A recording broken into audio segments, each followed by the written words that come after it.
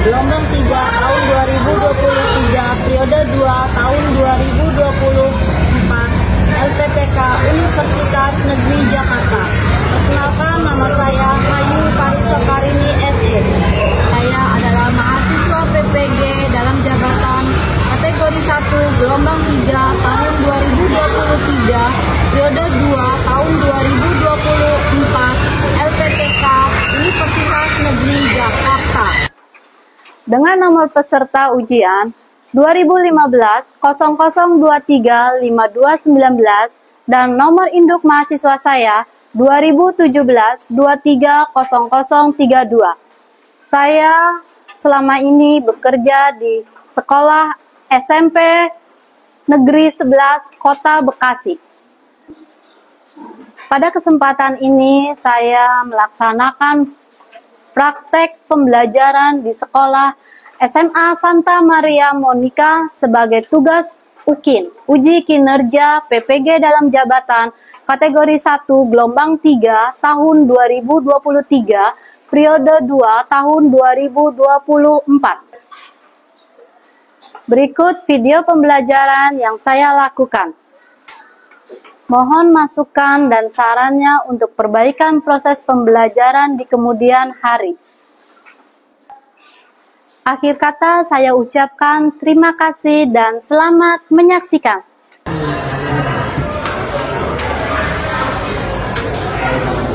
Selamat pagi semuanya. Pagi. Bersiap. Memberi salam. Ya, selamat pagi semuanya. Semoga sehat dan bahagia. Ya, terima kasih doanya. Semoga kita semua sehat dan bahagia. Amin. Ya, silakan duduk. Baik anak-anak, sebelum kita belajar seperti biasa kita berdoa terlebih dahulu. Untuk itu Kevin, ayo pimpin doa teman-temannya. Teman-teman, sebelum kita mulai pembelajaran kita, lebih baik kita berdoa dulu. Yang saya bawakan nama kamu. Kita berdoa.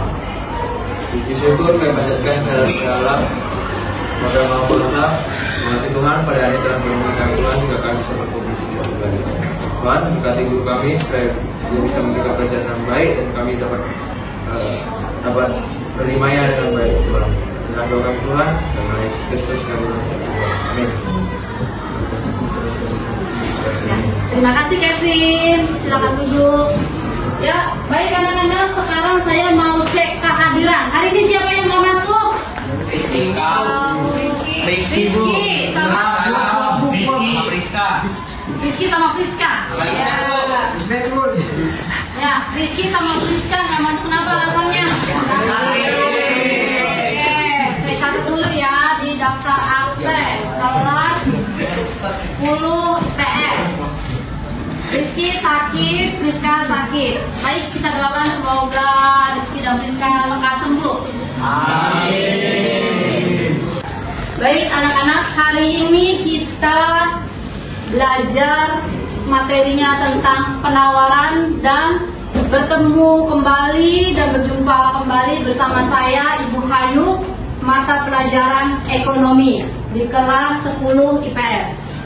Baik, hari ini motivasi yang saya berikan kepada kalian untuk materi tentang penawaran yaitu dimana kalian harus jadi manusia yang jujur dan menjadi manusia yang baik. Bu, apa kaitannya dengan materi pelajaran hari ini? Ya, jika kalian menjadi orang yang jujur dan baik, kelak kalian suatu saat, misalkan kalian jadi produsen, jadi pengusaha atau jadi pedagang yang jujur dan yang baik, itu akan si konsumen pasti akan membeli barang yang kamu jual gitu. Sekalipun harganya naik, itu konsumen tetap mempercayai kamu kalau bahwa beli di tempat, contoh misalnya beli di tempatnya Kevin, barangnya itu bagus dan berkualitas gitu. Bisa dipahami? Bisa. Baik, terima kasih. Anak-anak, sebelum proses pembelajaran ini dimulai, biar kita semangat, kita menyanyikan lagu Wajib Guru sebagai sikap bukti nasionalisme kita. Ayo, siapa yang memimpin? Rafael ya? Ayo, sini Rafael, ayo pimpin.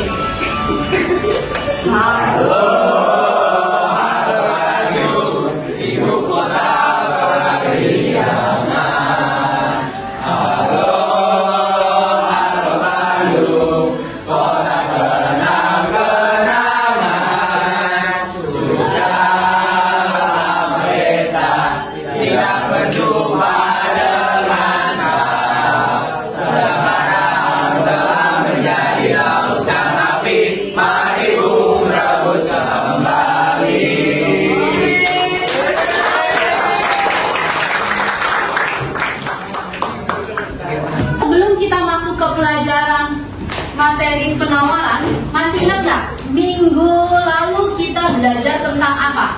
Saya Bu. Apa? Pengertian Andro ya? Ya, Apa, Andro? pengertian permintaan Bu. Apa itu pengertian permintaan, Bro? Pengertian permintaan itu jumlah suatu produk barang berupa jasa yang ingin dibeli konsumen pada berbagai tingkat harga dan waktu tertentu Bu. Oke, betul. Next, terus kita belajar apa lagi? Saya Bu, kita belajar tentang faktor-faktor yang mempengaruhi permintaan.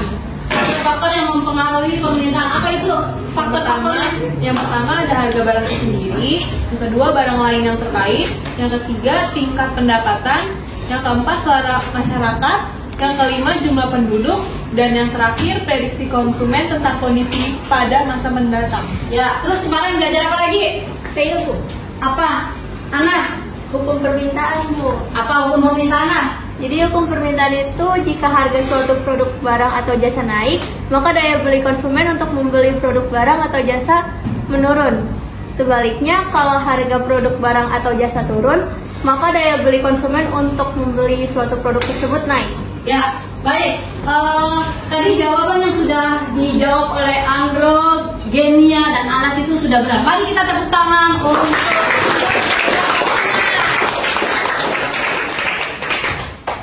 mengapa penjualan barang atau jasa di online shop itu lebih diminati oleh masyarakat. Apa alasannya? Ada yang tahu? Saya Bu. Ya, apa? Karena nggak bayar, nggak ada pajak. Oke, terus Saya Bu. Pak. Jangkauannya lebih luas. Jangkauannya lebih luas. Saya Bu, Apa? nggak perlu pergi keluar rumah. Ya, terus Ya, cepat sampai Bu, cepat sampai barangnya. oke, ya. Jika harga barang itu naik, apa yang kalian lakukan sebagai produsen atau penjual? Saya Bu, Apa? mengurangi barang dagangan Bu, Mengurangi barang dagangan. Kenapa? karena takut gak laku dagangannya Bu. Ya, betul. Lo. Terus, siapa lagi? Ada yang tahu nggak? Nah, saya Bu, Apa, Pin? kalau saya tetap menjualnya aja. Tetap menjualnya aja. Kenapa alasannya? Karena barang dagangan saya kualitasnya tinggi, jadi kalaupun mengalami kenaikan harga orang tetap membeli di saya. Gitu. Oke, ya betul. Ya, mari kita beri tepuk tangan buat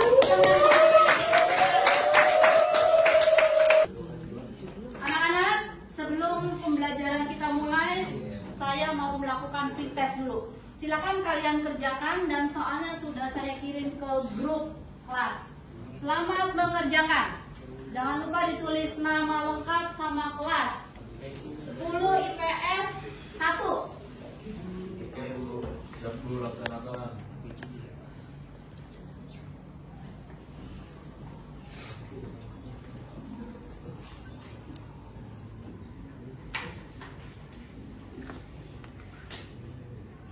Sudah Bu, sudah selesai. Sudah selesai? Coba mana lihat. Oke. Di ini, di submit kalau sudah. Namanya udah ya? Sudah Bu. Oke. Submit. Namanya belum tuh.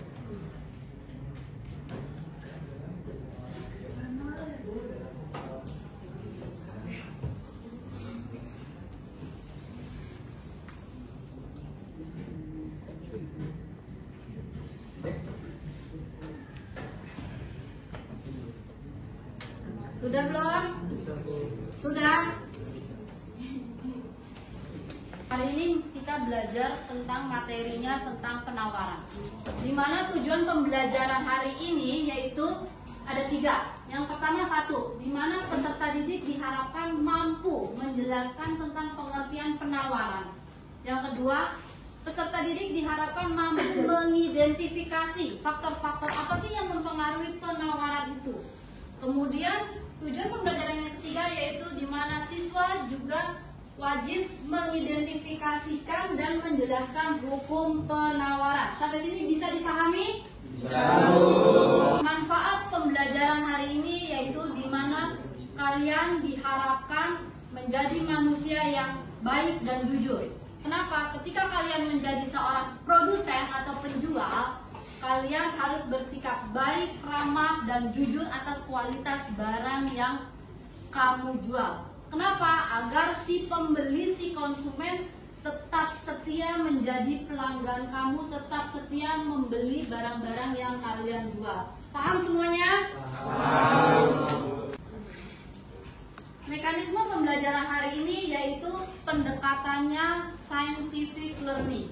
Modelnya problem based learning. Apa itu problem based learning? Di mana pembelajaran hari ini berpusat pada siswa. Diharapkan siswa itu harus aktif, ya. Terus metodenya gimana, Bu? Ya, metodenya ada metode diskusi, metode presentasi, metode ceramah, dan nanti akan ada metode tanya jawab.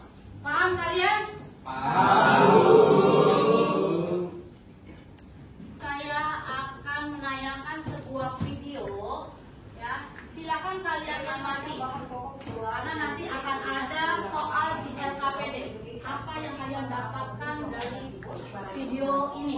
Yang mengalami kenaikan yakni bawang bombay, bawang merah, dan telur ayam negeri. Itu pemirsa, kita simak laporan Kurnia Amal dan juru kamera Muhammad Rafi berikut ini. Ya pemirsa, memang kenaikan harga bahan pokok memang sudah menjadi tren di Indonesia jelang Hari Raya Idul Fitri. Lalu bagaimana kenaikan harga bahan pokok khususnya di Pasar Rawamangun ini? Bisa dilihat di belakang saya pemirsa, memang menurut pantauan kami di lapangan, memang ada beberapa kebutuhan pokok seperti bawang merah dan juga bawang bombay yang mengalami kenaikan semenjak bulan suci Ramadan. Dan menurut pantauan kami di lapangan pula pemirsa, tercatat untuk bahan pokok seperti cabai merah, kemudian cabai hijau dan cabai keriting, jadi relatif stabil dan mengalami penurunan. Saya akan mengajak Anda untuk berbincang dengan salah satu pedagang yang ada di Pasar Rawamangun. Kira-kira seperti apa kenaikan yang terjadi di Pasar Rawamangun dan apakah jelang Hari Raya Idul Fitri ini ada kenaikan harga? Kita sama-sama akan menanyakan. Selamat pagi Bapak, mohon maaf mengganggu waktunya. Dengan Bapak siapa ini? Bapak Atek.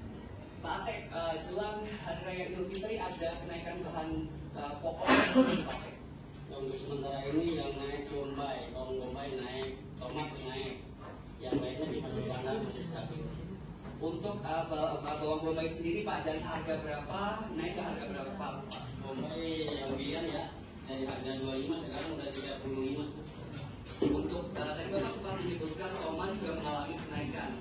Untuk tomat naik jadi berapa nih Pak?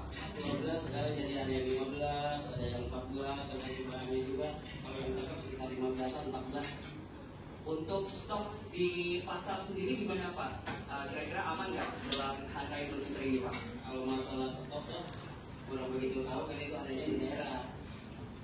Jadi kalau di daerah kita nggak tahu, kurang satu.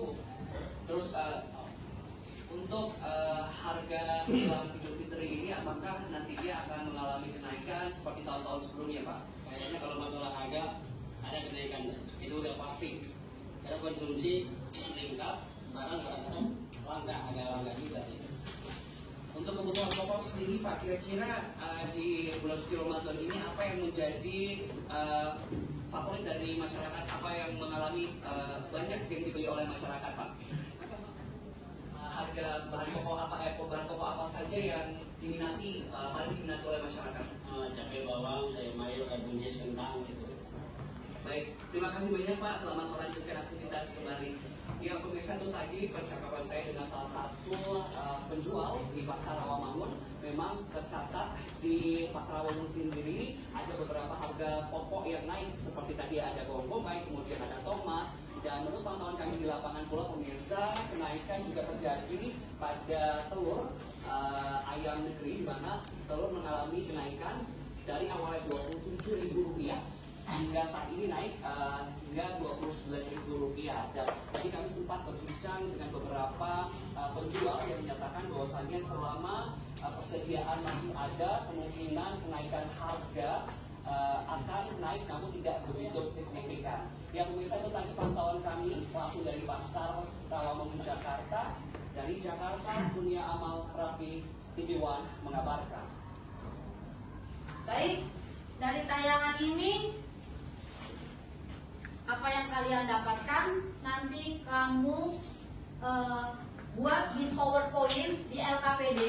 lembar kerja peserta didik, semuanya itu ada soal-soalnya, nanti kamu jawab. Nah, tadi kamu lihat gimana Pasar Rawamangun menjelang Hari Raya Idul Fitri, khususnya di bulan Ramadan, mengalami kenaikan harga nggak?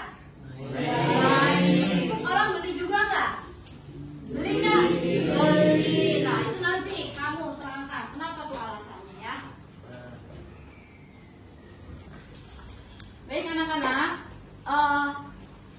silakan kalian kerjakan soal LKPD-nya. Itu sudah saya share ke grup, dan kamu wajib membuatnya dalam bentuk PPT. Terserah membuatnya di Canva atau di PowerPoint atau bagaimana, terserah. Semuanya silakan kalian kerjakan, dan kalau sudah langsung kirim ke saya. Oke, bisa dipahami? Bisa. Oke, selamat mengerjakan ya. Iya, Bu. Baik, nih kelompok ini gimana nih? Apa yang kalian dapatkan dari tayangan video tadi? Coba Bu Aik mau dengar, udah ngerjain belum? Sudah, Bu. Apa coba? Jadi berdasarkan tayangan video tadi, kami melihat bahwa terjadinya kenaikan harga barang pokok jelang Hari Raya Idul Fitri, Bu. Terlihat di beberapa pasar tradisional di Indonesia, seperti di Pasar Rawamangun, Jakarta Timur tadi, di mana kebutuhan pokoknya mengalami kenaikan harga barang, yakni bawang bombay, bawang merah, dan telur ayam negeri, Bu. Oke, ya. Nah. Kasih. Sama-sama, Bu. Terus kelompok ini coba, saya mau lihat udah ngerjain. Pengertian penawaran apa pengertian penawaran? Jadi pengertian penawaran itu suatu produk barang atau jasa yang ingin dijual oleh produsen ke konsumen pada berbagai tingkat harga dan waktu tertentu. Oke, kelompok ini gimana? Bisa nggak? Bisa, jadi yang faktor-faktor yang mempengaruhi penawaran. Ya kenceng dong suaranya. Ayo, faktor-faktornya apa yang mempengaruhi penawaran? Jadi faktor yang dapat mempengaruhi penawaran itu meliputi 1. Gaya produksi, kedua ada teknologi, ketiga ada harga bahan baku, keempat kebijakan pemerintah, 5 faktor-faktor lain yang dapat mempengaruhi ketersediaan suatu produk atau jasa di pasar. Oke, ya. Nah nih, kelompok ini gimana nih? Udah semua nih ngejawabnya? Sudah. Kalau udah coba nomor 4. Hukum penawaran apa? Penawaran itu adalah salah satu konsep dasar dalam ekonomi mikro yang menyatakan bahwa dengan asumsi semua faktor lainnya tetap konstan, kuantitas barang atau jasa yang ditawarkan oleh produsen akan meningkat seiring dengan peningkatan harga dan sebaliknya. Dengan kata lain, ada hubungan positif antara harga suatu barang atau jasa dengan jumlah yang ditawarkan oleh produsen. Ya, berarti kelompok ini sudah selesai menjawab semua LKPD-nya. Kelompok lain gimana? Sudah semua atau belum? Sudah. Iya. Kalau misalkan sudah, silakan langsung disubmit ke saya, kirim. Oke? Nah, terima kasih. Nah, sekarang presentasi. Selamat pagi teman-teman dan Bu Ayu sekalian. Kami dari kelompok 2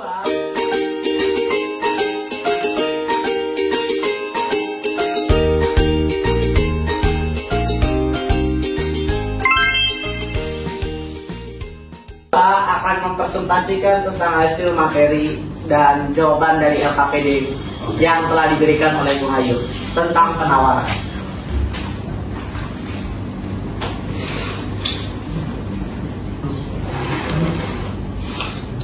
Jadi yang pertama nomor 1, berdasarkan tayangan video tadi, kami melihat bahwa terjadinya kenaikan harga barang pokok jelang Hari Raya Idul Fitri. Terlihat di beberapa pasar tradisional di Indonesia, seperti di Pasar Rawamangun, Jakarta Timur, di mana kebutuhan pokok yang mengalami kenaikan harga barang, yakni bawang bombay, bawang merah, dan telur ayam negeri. Next. Nah, lanjutan dari nomor 1-nya, kenaikan harga barang pokok sudah menjadi tren jelang Hari Raya Idul Fitri. Semenjak bulan suci Ramadan, seperti bawang bombay, bawang merah, dan tomat. Harga bawang bombay dari 25.000 per kilo naik menjadi 35.000 per kilo. Lalu harga tomat dari 12.000 per kilo naik menjadi 15.000 per kilo. Lalu harga telur ayam negeri dari 27.000 per kilogram naik menjadi 29.000 per kilogram.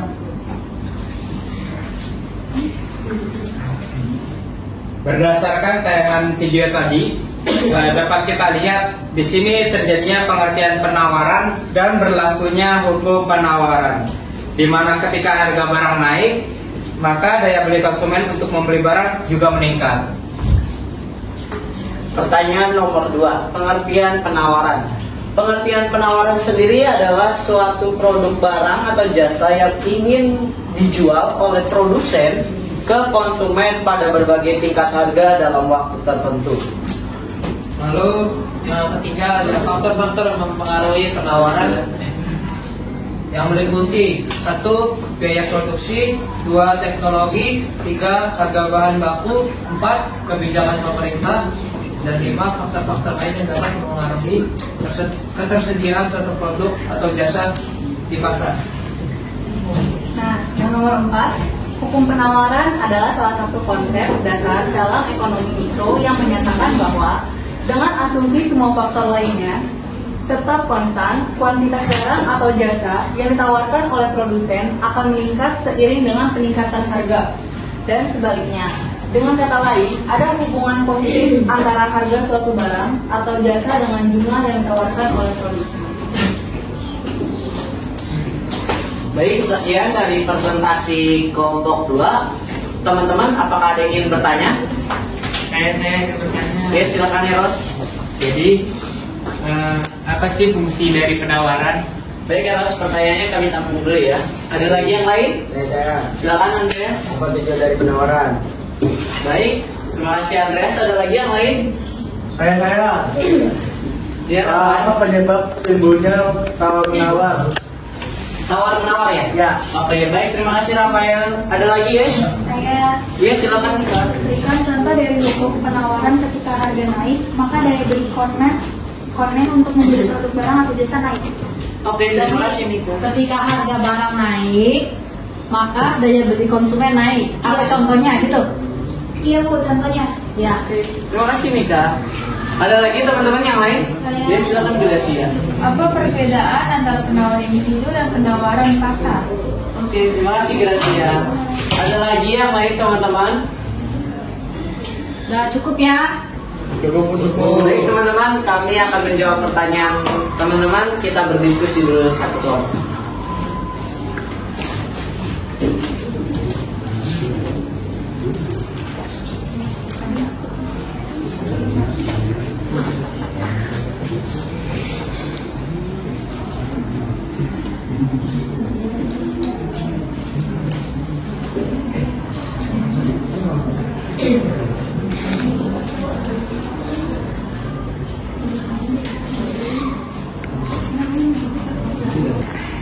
Baik, saya akan menjawab pertanyaan dari beberapa teman tadi. Pertama dari Eros. Eros bertanya, apa sih fungsi dari penawaran? Fungsi penawaran antara harga dan jumlah barang yang ditawarkan oleh produsen memiliki hubungan positif atau perbandingan lurus. Fungsi penawaran yang digunakan mengambil dari sudut pandang penjual. Coba dong tolong berikan contohnya. Baik Eros, contohnya itu fungsi dari penawaran adalah misalnya Eros sedang menjualan minyak goreng. Bagaimana Eros? Baik, terima kasih ya. Jadi saya akan menjawab pertanyaan dari Andreas. Apa tujuan dari penawaran? Penawaran ditujukan pada calon konsumen agar mereka terbujuk segera membeli produk tertentu. Biasanya siasat yang dilakukan adalah diskon atau penawaran, seolah hanya terjadi dalam rentang waktu yang singkat. Penawaran menunjukkan jumlah barang dan jasa yang ditawarkan oleh penjual atau produsen kepada konsumen. Begitu Andreas? Ya. Baik. Oke, selanjutnya nomor 3, pertanyaan dari Rafael. Apa penyebab timbulnya tawar-menawar? Jadi tawar-menawar ini biasanya dilakukan karena ada suatu hal yang belum bisa diterima oleh kedua belah pihak. Makanya perlu adanya tawar-menawar supaya kedua belah pihak dapat menerima keputusan dengan sangat baik. Gimana Rafael? Terima kasih. Oke. Selanjutnya saya akan menjawab pertanyaan dari Nika. Berikan contoh dari hukum penawaran ketika harga naik, maka daya beli konsumen untuk membeli produk barang atau jasa naik. Contohnya itu kuburan yang ada di San Diego Hill Karawang. Boleh tolong berikan alasannya enggak? Di mana kita ketahui, kuburan di San Diego Hill Karawang harganya mulai puluhan juta sampai miliaran rupiah. Bahkan orang yang masih hidup pun sudah booking atau membeli kuburan tersebut dengan tujuan ketika tutup usia atau bisa disebut meninggal ingin dikuburkan di San Diego Hill Karawang. Gimana Mika? Oke, terima kasih Kim. Oke, sekarang saya akan menjawab pertanyaan nomor 5 dari Gracia. Apa perbedaan antara penawaran individu dan penawaran pasar? Jadi perbedaannya itu, penawaran individu adalah barang atau jasa yang ditawarkan oleh seorang penjual atau produsen pada waktu, tempat, dan satuan harga tertentu. Sedangkan penawaran kolektif disebut juga penawaran pasar. Penawaran kolektif atau penawaran pasar ini adalah seluruh jumlah suatu barang yang ditawarkan oleh penjual di pasar. Oke, terima kasih. Sama-sama. Baik teman-teman, itulah hasil dari diskusi dan tanya jawab dari kelompok kami. Dari kelompok 2 kami ucapkan terima kasih. Bila ada mohon maaf dari ada kesalahan kata, kami ucapkan mohon maaf yang sebesar-besarnya. Terima kasih dari kelompok 2.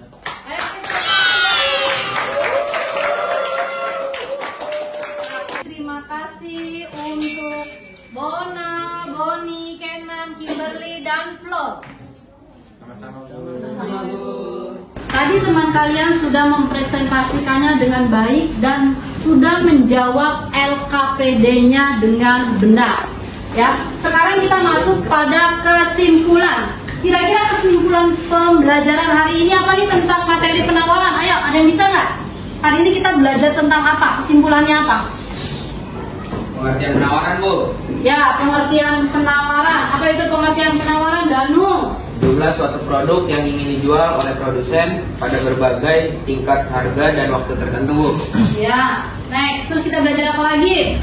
Faktor-faktor yang mempengaruhi penawaran Bu. Apa itu, Kevin? Faktor-faktornya? Ada biaya produksi, teknologi, harga bahan baku, kebijakan pemerintah, faktor-faktor lain yang mempengaruhi ketersediaan suatu produk atau jasa di pasar.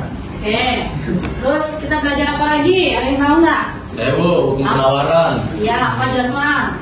Ada 2. 1, hukum penawaran berbunyi ketika harga suatu produk yang barang atau jasa naik, maka daya beli konsumen untuk membeli produk tersebut naik. Yang kedua, sebaliknya jika harga suatu produk barang atau jasa turun, maka daya beli konsumen untuk membeli produk tersebut menurun. Ya, baik. Beri tepuk tangan buat Danu, Kevin, dan Jasman. Ya teman-teman, tadi ya teman kalian sudah bisa menyimpulkan pembelajaran hari ini. Ya, tadi yang sudah dikatakan sudah benar banget. Di mana pengertian penawaran adalah jumlah suatu produk yang ingin dijual oleh produsen ke konsumen pada berbagai harga dan tingkat waktu tertentu. Ya. Terus kemudian faktor-faktor yang mempengaruhinya itu ada biaya produksi, teknologi, harga bahan baku, kebijakan pemerintah, faktor lain yang mempengaruhi ketersediaan atau produk dan jasa di pasar itu. Kemudian, nah sekarang kita belajar nih tentang hukum dari penawaran. Yuk, hukum penawaran. Semuanya ya. Ketika P ini apa? Price atau harga. Ketika harga barang itu naik, maka apa? Daya beli konsumen untuk membeli barang tersebut apa? Naik. Oke, sebaliknya, ketika harga barang itu apa? Turun. Maka daya beli konsumen untuk membeli produk tersebut apa? Turun. Iya. Berarti turun. Ya, baik. Tadi Mika yang tanya ya. Contohnya apa? Ketika harga barang itu naik, terus maka daya beli konsumen juga tetap naik. Tadi sudah dijawab sama Kimberly. Contohnya apa? Contohnya apa tadi? San Diego Hill. Iya, San Diego Hill. Contohnya kuburan. Gila. Contohnya kuburan ya. Gimana? Kuburan itu memang kuburan yang mahal. Mahalnya kenapa ya? Karena berbagai fasilitasnya yang cukup lengkap. Fasilitasnya buat siapa? Buat yang meninggal? Bukan. Buat yang hidup. Oke. Mungkin itu kesimpulan dari kita semuanya. Dan sekarang kalian kerjakan post-testnya ya. Ya, post-testnya langsung saya kirim ke grup. silakan kalian kerjakan dan kalau sudah langsung kirim.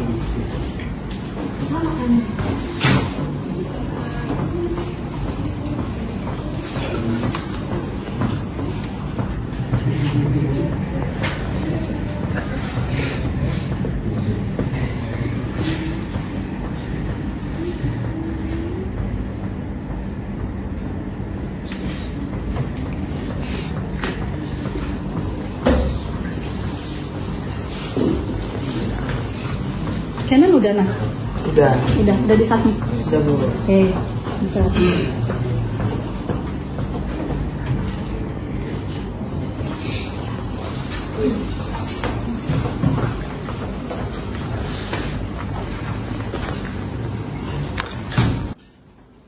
Anak-anak, sekarang kita sudah masuk tahap refleksi, ya. Sekarang saya mau tanya nih, gimana nih pembelajaran hari ini? Seru. Kenapa? Canggih. Seru, canggih. Terus apa lagi? Menyenangkan. Asik. Enak Bu, enak. Topar kotor. Begitu. Terus apa lagi? Oke banget, Bu. Oke banget. Terus? Udah, itu aja. Oke, terima kasih. Terus sekarang apa kalian bisa menerima pelajaran hari ini dengan baik? Bisa. Bisa. Terus, apakah kalian bisa memahami instruksi saya selama proses pembelajaran berlangsung? Bisa. Bisa. Nah, terus sekarang saya mau tanya nih. Kan hari ini kita belajar modelnya PBL, Problem Based Learning. Nah, gimana nih selama proses pembelajaran hari ini kita pakai model PBL? Apa ya? Rasanya gimana? Apa yang kalian dapetin? Enak Bu. Seru. Enak, seru. Terus apa lagi? Kami dapat beraktivitas. Asik, kata Kim, bisa berkreativitas. Terus apa lagi? Diskusi dengan teman satu kelompok. Diskusi dengan teman satu kelompok. Terus apa lagi? Student center Bu. Student center, betul banget. Apa Gracia? Tidak malu mengemukakan pendapat. Tidak malu untuk mengemukakan pendapat. Oke, baik. Terima kasih untuk semuanya dan saya juga merasa senang mengajar di kelas ini. Ya, sebagai bentuk apresiasi, mari kita tepuk tangan untuk kita semuanya.